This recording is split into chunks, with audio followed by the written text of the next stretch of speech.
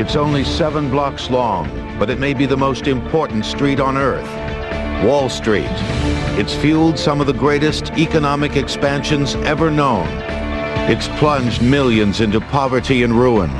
Now the thrill, the terror, the technique, and the technology of the stock exchange on Modern Marvels.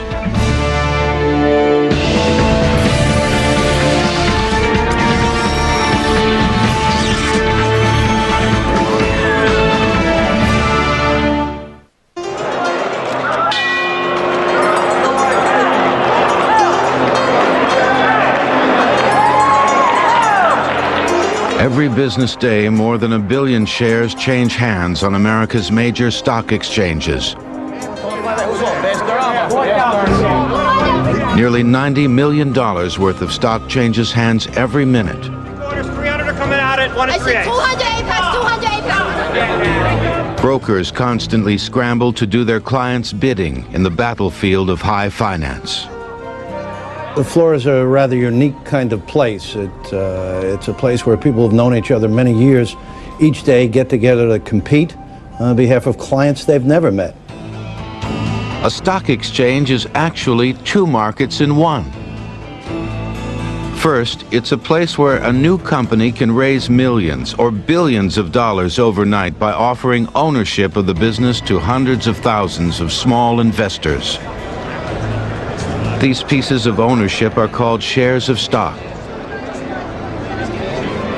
Second, the exchange is the place where people can sell their stock to someone else whenever they wish. You could be in the airline business today, and you could be out of that, and you could be in the automobile business tomorrow.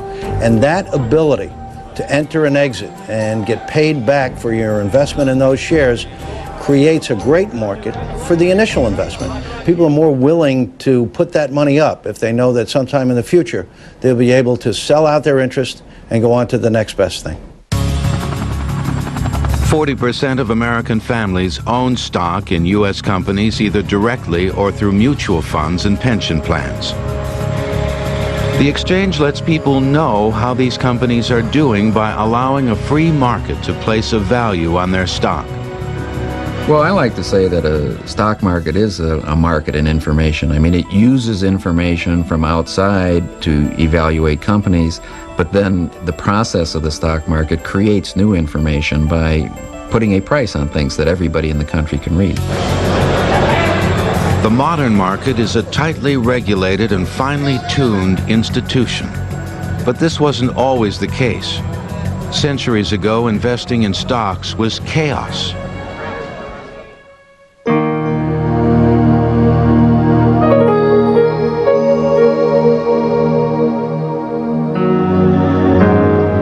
Of investment trace back to ancient Greece. Ship captains offered part of their profits to those who'd share the risk of financing a trading voyage. These were all or nothing gambles. A ship might return with riches or might never return at all. The Romans sold stock as well for huge construction projects that were beyond the means of a single businessman. Stockholders made tidy profits by investing in companies that built roads and aqueducts for the government. Investing took a big step in the 1600s in Holland, home of the Dutch East India Company. Like the Greek seafarers before them, the Dutch needed capital for international trade. But this investment was different. People bought a stake in the company, not in a single voyage. This led to wild speculation because investors could sell their shares to one another over time. The price could rise or fall on the vaguest of rumors, spreading panic in the world's first stock exchange. The people who lost the money were the nobles, the merchants, a class of people who, in effect, were the money people of the time who can afford to speculate. It didn't affect the economy. There was no problem there. And as far as the average person is concerned, when the crash came, he might have said to himself, it's a good thing it happened. These people deserve what I got. They're a bunch of gamblers. The reputation of stockbrokers sunk even lower during the 1700s. In Paris, an escaped murderer sold stock. John Law swindled the public with worthless shares in fictitious gold mines. In London, brokers lured investors with stories of a secret device that could turn chickens into sheep. The value of these stocks would skyrocket until reason took hold. Nothing is being done, but the shares are becoming more and more valuable as time goes on. Eventually, one person says, how can these shares possibly be worth £5,000? It's ridiculous. And he starts selling. And then another person sells, and it goes to £4,000. And now a panic sets in, and the whole thing falls apart. Despite the unscrupulous brokers, stocks helped make Europe the colonial and economic powerhouse of the world. They would soon do the same for America.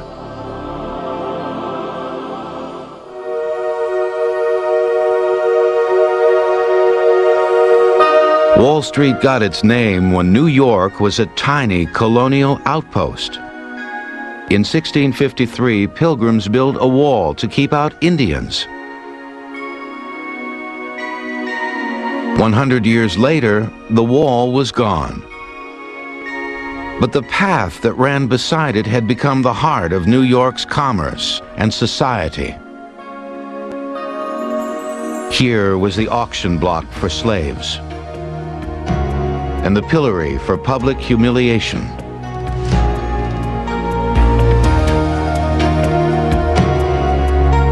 George Washington was sworn in as the first U.S. president on Wall Street in 1789. Wall Street was also where merchants gathered beneath a buttonwood tree to auction off stock in banks and mines, making a commission on every sale.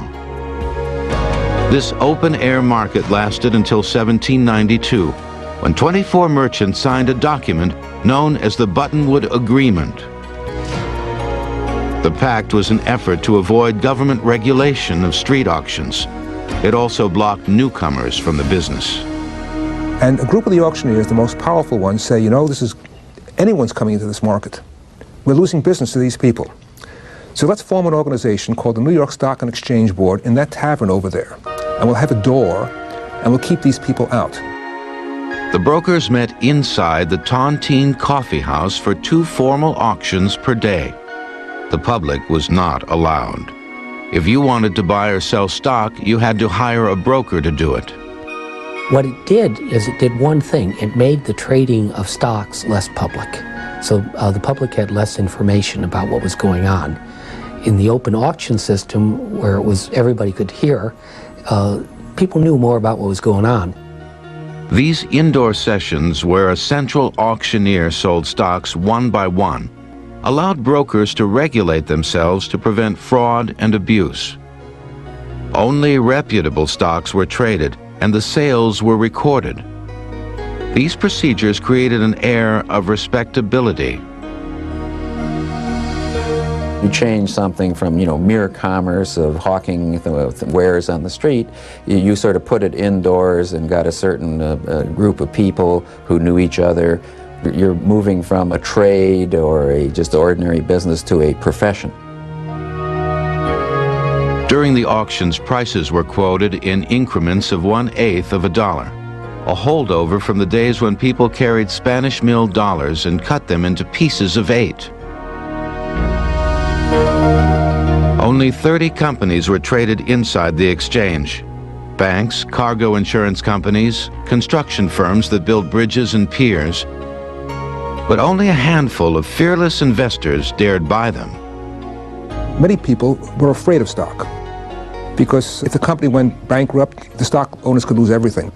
So stocks were for 2 kinds of people: outright speculators or people who try to take control of the company. The struggle for respectability on Wall Street brought only limited success. With time, the trading of less reputable stocks resumed on the street among brokers who weren't allowed to join the exchange. Here, disputes were settled with fists. Big changes, though, were in store for Wall Street. America's westward expansion would soon spark an explosion of activity. And technology would speed up the pace of business beyond anyone's wildest dream. In 1789, the first government bonds were traded on Wall Street, $80 million worth, to pay for the recent war against England. The stock exchange will continue in a moment on Modern Marvels. We now return to the stock exchange on Modern Marvels.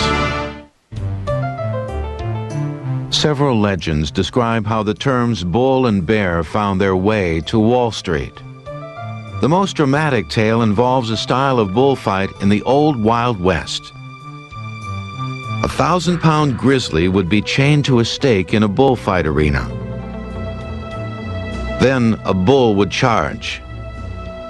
The bull could win the contest by thrusting upward with its horns. The bear could survive by wrestling the bull down, breaking its neck. On Wall Street, bulls were brokers who expected stock prices to rise. Bears were traders who anticipated drops in the market. And many bears used the declines to outwit other investors. In those days, if you were on Wall Street, you had a dark side. Wall Street was no place for amateurs. There was no federal government on Wall Street. The state government didn't have much to do. The rules are very few and far between. In other words, it was a jungle.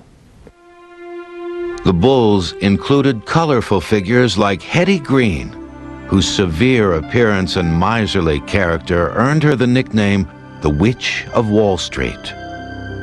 Green became the world's richest woman by investing in railroads.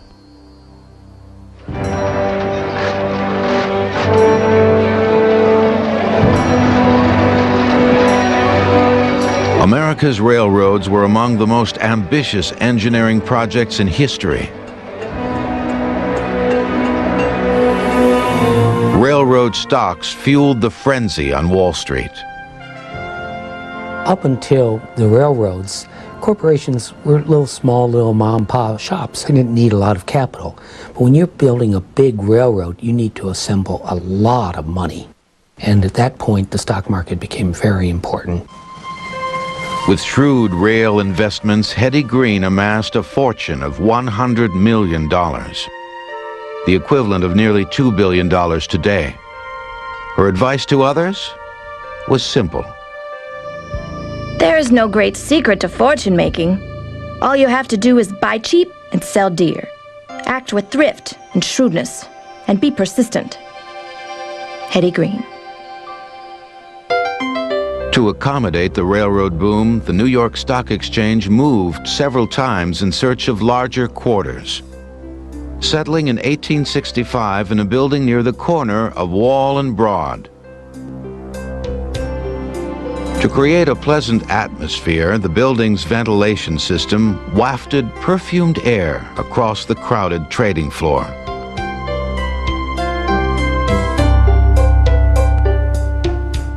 To protect stock certificates, the basement housed hundreds of vaults. By 1870, the old system of auctioning stocks gave way to a free-for-all. Brokers roamed the floor, making deals throughout the day. In this crowd were ruthless marauders known as Wall Street Bears. The markets in those days, particularly the stock market, was an arena for the gunslingers, the takeover artists, the robber barons. This was their playground, and that's where they ran prices of stocks up and down to suit whatever shenanigans they were trying to pull at the time. The most notorious bear was a former store clerk who became the market's most detested raider. Jay Gould was one of the most famous speculators in Wall Street. He was called the Mephistopheles, sort of the devil of Wall Street, because he was always looking out for number one and not really thinking so much about companies. That's what people say. I think he was also interested in building up the value of some companies, but he was a manipulator. Gould earned his seat among the kings of Wall Street by mastering the short sale, a technique to make money when a stock went down in price. Gould would persuade unwitting investors to loan him their shares at a small rate of interest. He would immediately sell them at the exchange. Gould then published vicious rumors about the company in a newspaper he owned in order to drive its stock price down. He bought the shares back at the lower price and returned them to their owner. His profit was the difference between the price he received when selling and the price he later paid to buy the stock back. The fact that a company and its shareholders might be ruined in the process seemed of no concern to Gould. The bulls and bears made Wall Street a rambunctious place. The street itself remained a busy marketplace for the so-called curbstone brokers, who continued to trade the stocks of smaller companies out of doors until they formed the American Stock Exchange in the 1920s. The bull and bear struggle also made Wall Street dangerous. Every 20 years, the street would fill with investors panicked over a crash in prices. Sometimes the exchange was forced to close for days. The outbreak of World War I sparked a panic that closed the market for more than 4 months.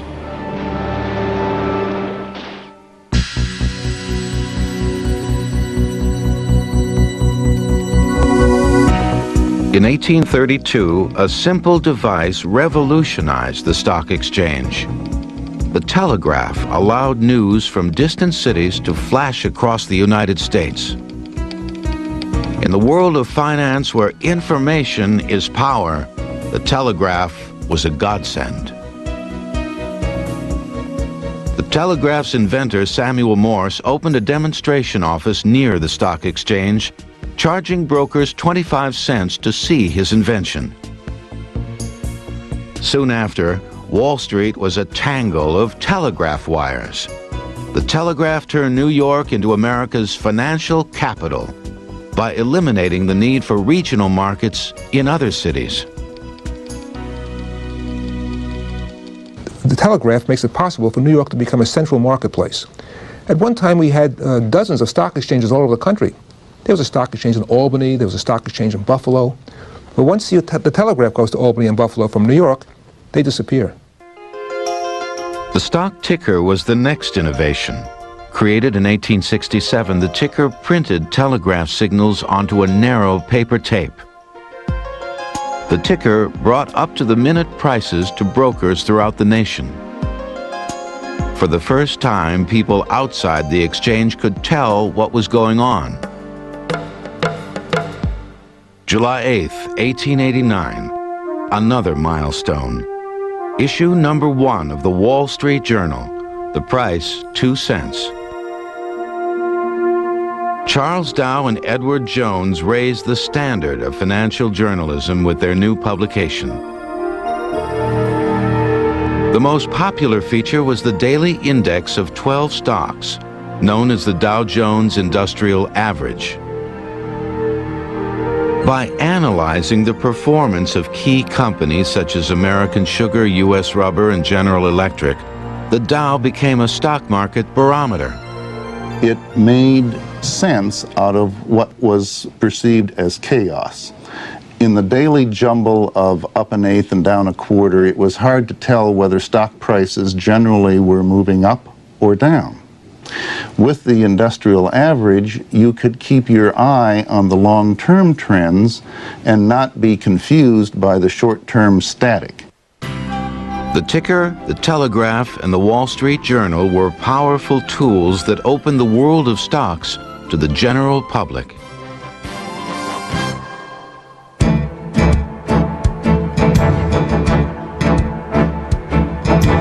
The most powerful man in America was the son of a prominent banker who made his own mark in history as the undisputed king of corporate mergers. His name, J.P. Morgan. Morgan combined hundreds of independent railroads and factories into coast-to-coast monopolies. Morgan's greatest achievement came in 1901, when 9 companies joined forces to become U.S. Steel. It was the world's first billion-dollar corporation, with stocks so valuable it boosted the Dow Jones average by 500%.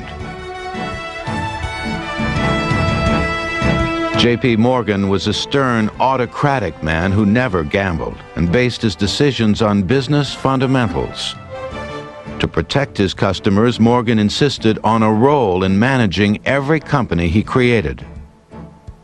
If he sold you a security, a stock in a railroad company, if the railroad company got into trouble, he would move in and try to improve the situation. He wouldn't say, well, you know, that's tough, you bought the stock and you know what the risks were, I'm done with it. No, he wouldn't. He would say, I sold you that security and I thought it was good. It turns out it's not so good now, so I'm going to get involved in that railroad and I'm going to try to make it good. Morgan controlled 341 seats on the boards of more than 100 different companies.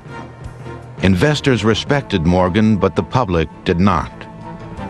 His railroad monopoly raised shipping prices, hurting farmers. Morgan supported child labor and opposed labor unions. President Teddy Roosevelt used antitrust regulations to bust up parts of Morgan's empire. But when Morgan died in 1913, he received a funeral befitting royalty. The stock exchange closed for 2 hours as his hearse passed by. His death was treated like the death of a monarch. In other words, big funeral procession, front page news all over the world. Editorials, one editorial saying he was a monster, thank God he's dead. Another editorial saying the great age has passed and we have to find someone like him around. The only trouble was there was no one like Morgan. He was sui generis. He was just by himself. Some hated Morgan so deeply that his company became the target of a terrorist bomb 7 years after his death. On September 20th, 1920, a wagon loaded with explosives killed 30 people and injured 100. The entrances to the Morgan Company and the New York Stock Exchange across the street were littered with bodies. The crime was never solved. Wall Street quickly recovered from the 1920 blast, but more shocks were ahead. The biggest boom market in history was coming. So was the biggest crash. In the early days of Wall Street, merchants kept an actual inventory of securities on hand, which they sold over the counter like any other product. The stock exchange will continue in a moment on Modern Marvels. We now return to the stock exchange on Modern Marvels.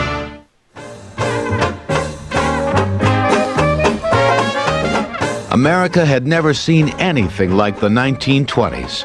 World War I ended in victory.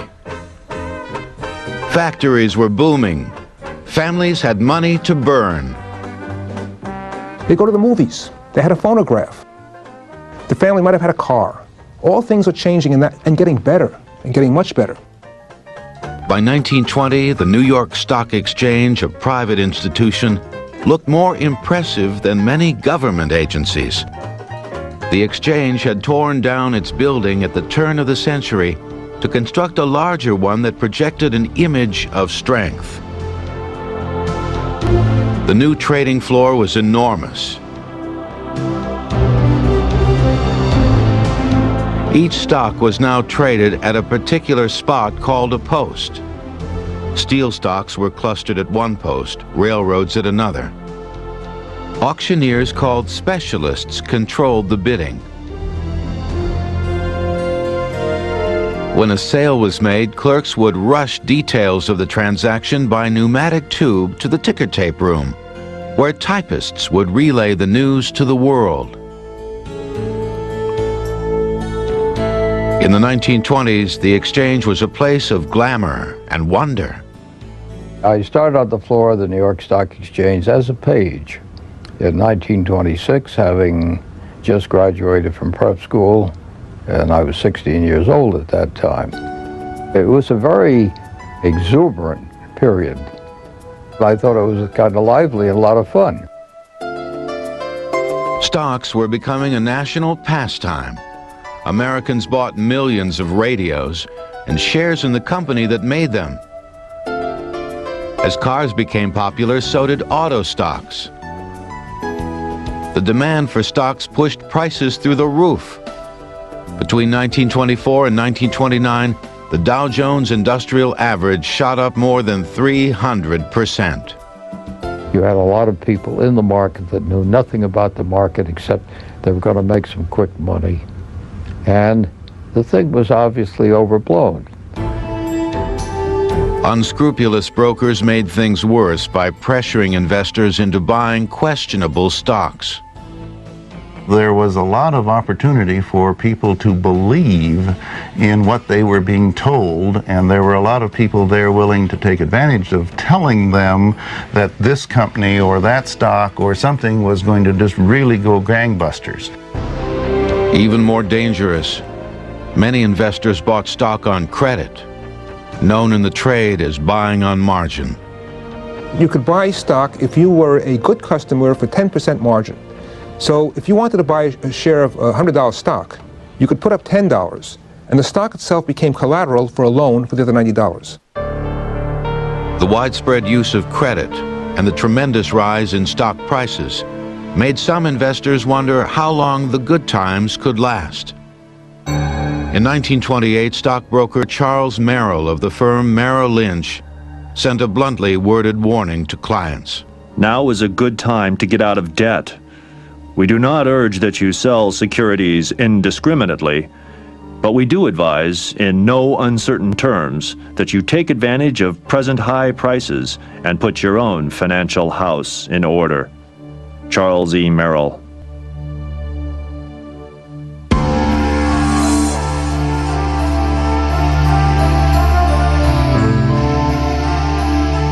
Disaster struck Wall Street in October of 1929. Consumer spending on big-ticket items hit a slump, causing several key stocks to decline. The drop sparked a rash of margin calls, where brokers demanded that investors put more cash into their stock market accounts. This was the risk of buying stock on credit. When a stock shrinks in price, it's no longer valuable enough to be collateral for the loan.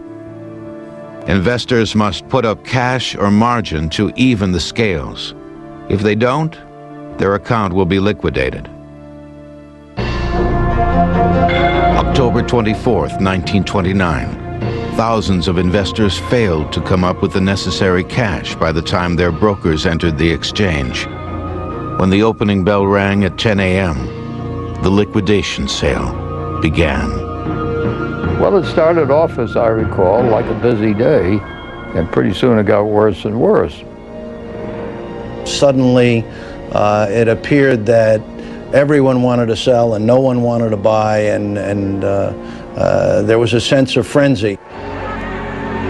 The credit binge that had built up the market was suddenly eating through it like a virus. The imbalance between sellers and buyers pushed all stock prices lower, forcing margin calls on other investors and more liquidation.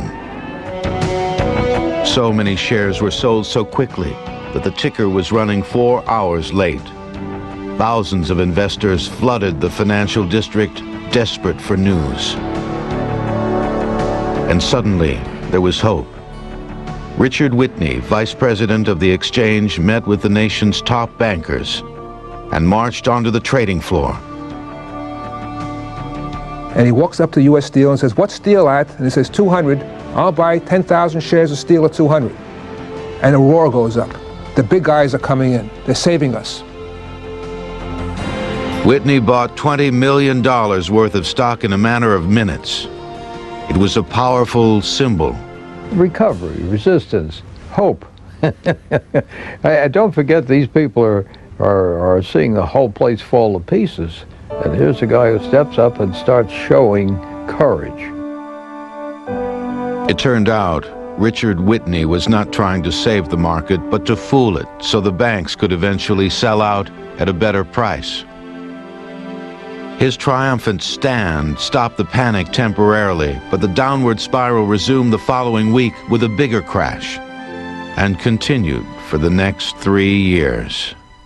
The drop was staggering.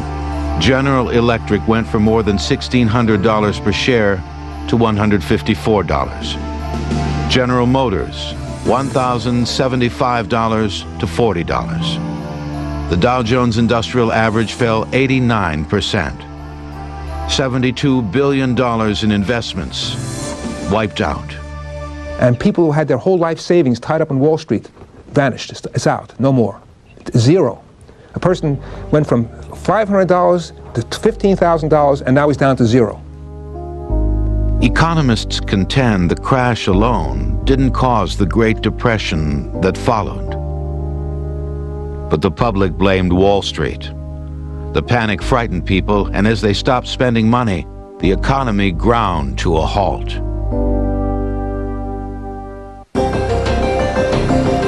The crash revealed major flaws in America's unregulated market price for stocks. Now, with the nation in ruins, the federal government was about to impose radical changes in the way the exchange did business. The stock market crash sparked the Depression, but the causes were much broader. They included distressed key industries, an end to the building boom, and bad loans leading to massive bank failures. The stock exchange will continue in a moment on Modern Marvels. We now return to the stock exchange on Modern Marvels. This great nation will endure as it... Franklin Roosevelt was elected president in 1932 as a reformer. In his very first speech in office, he took aim at the stock market. There must be a strict supervision of all banking and credits and investments. There must be an end to speculation with other people's money. On his second day in office, the president ordered the New York Stock Exchange to close for a week. He then pushed through Congress the most sweeping set of financial reforms ever enacted. Banks could no longer gamble on stocks. Brokers must act responsibly, treating their customers' money as if it were their own. And corporations that offered stock to the public must file annual financial reports with the government. The amount of information people had went up a great deal, and I think eventually that got institutions and individual investors saying, well, we want to buy stocks now because the deck isn't stacked against us. You know, we really have a lot better information than we used to.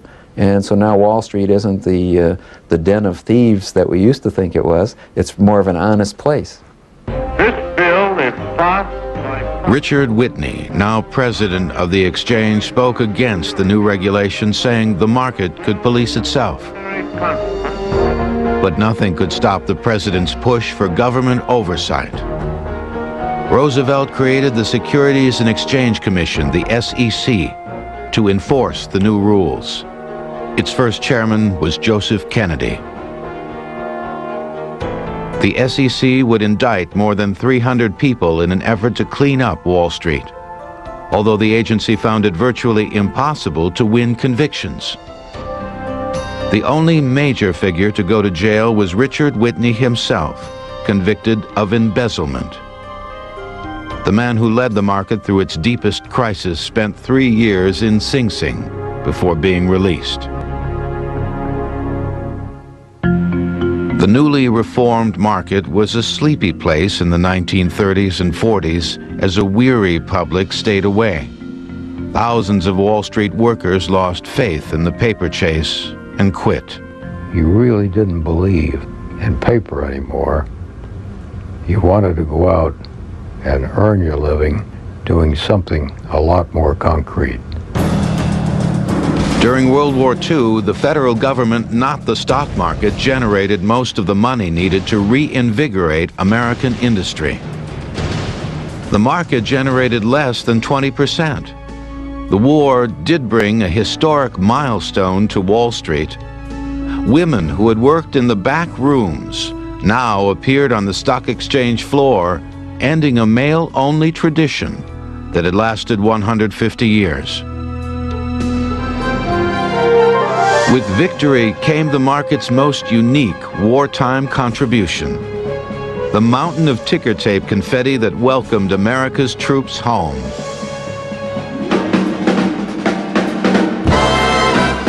The baby boom years after World War II sparked another major expansion of the American economy. But unlike the 1920s, this boom was fueled by solid investing instead of speculation. Leading the charge was Charles E. Merrill, who opened hundreds of new Merrill Lynch offices in the suburbs. The whole atmosphere changes. The brokerage house in the past was either for the sleazy characters or the bigwigs. Now it's middle-class Americans. And Merrill says the person we're after is the GI, the ex-GI, with a wife and 3 kids and a Chevy. And that person should own shares. Own your share of America. And it works. Merrill Lynch offered investment classes for women and placed a How to Invest exhibit in New York's Grand Central Station. Commuters could drop in to see if stocks were right for them. One of their innovations was to make research reports, which they gave out free to clients and would-be clients, saying, here, here's what our company thinks. It's investigated this company, and here's how we see its prospects.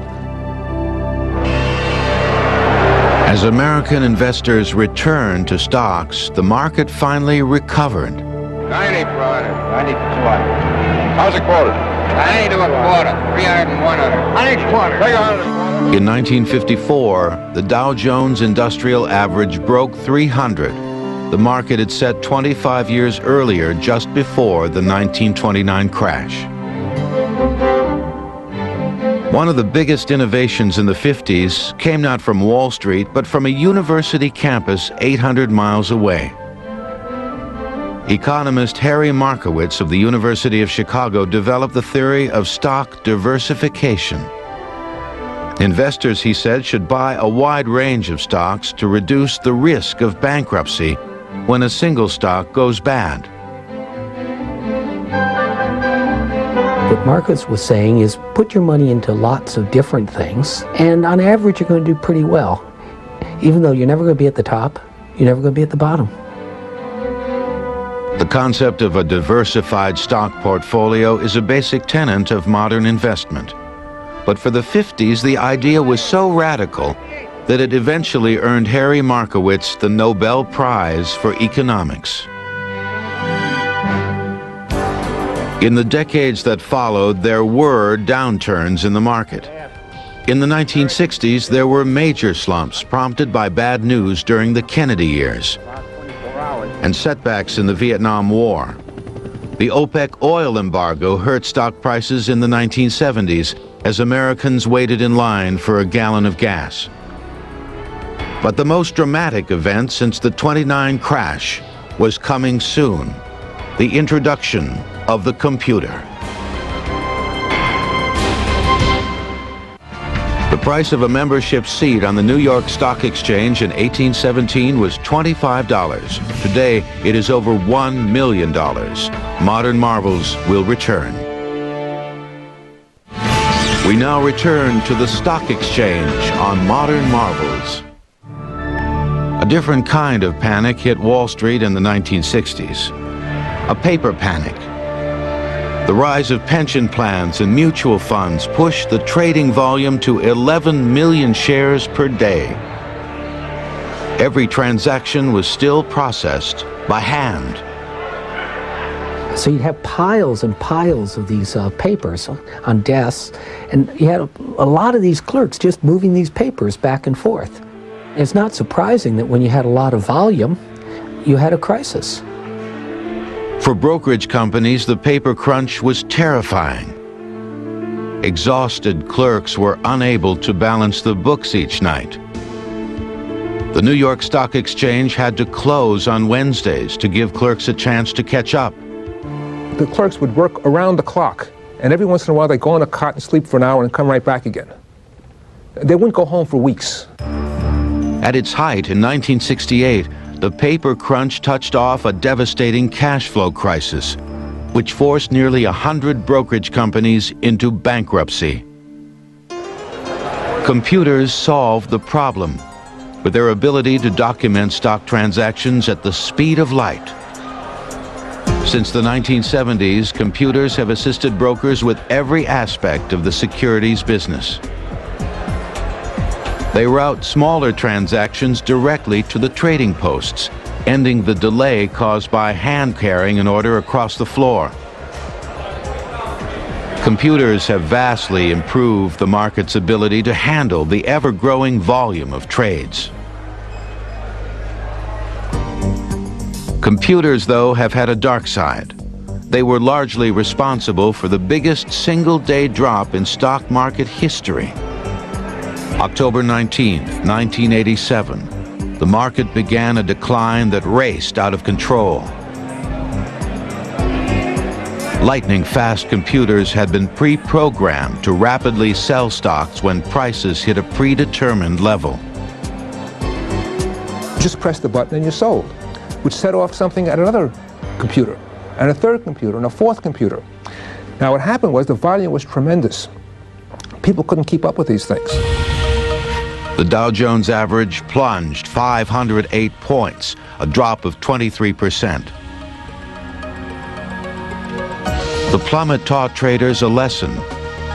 The New York Stock Exchange has installed circuit breaker programs that restrict trading when the Dow fluctuates too rapidly to prevent runaway disasters in the future.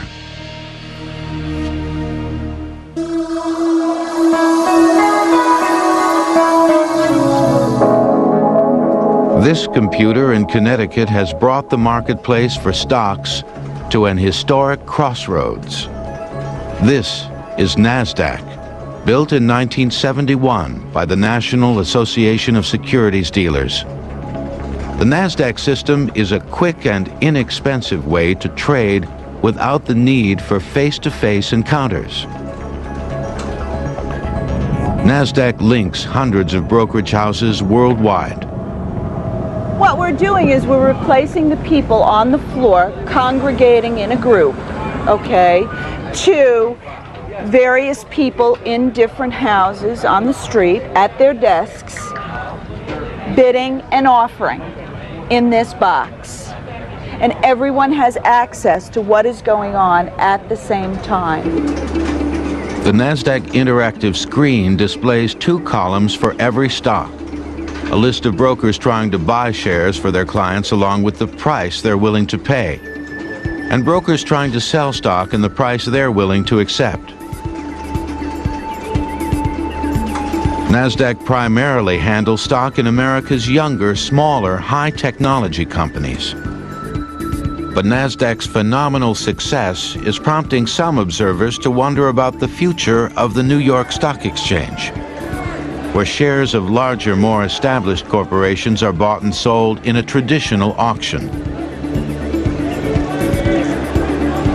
Some economists think the days of face-to-face trading are numbered.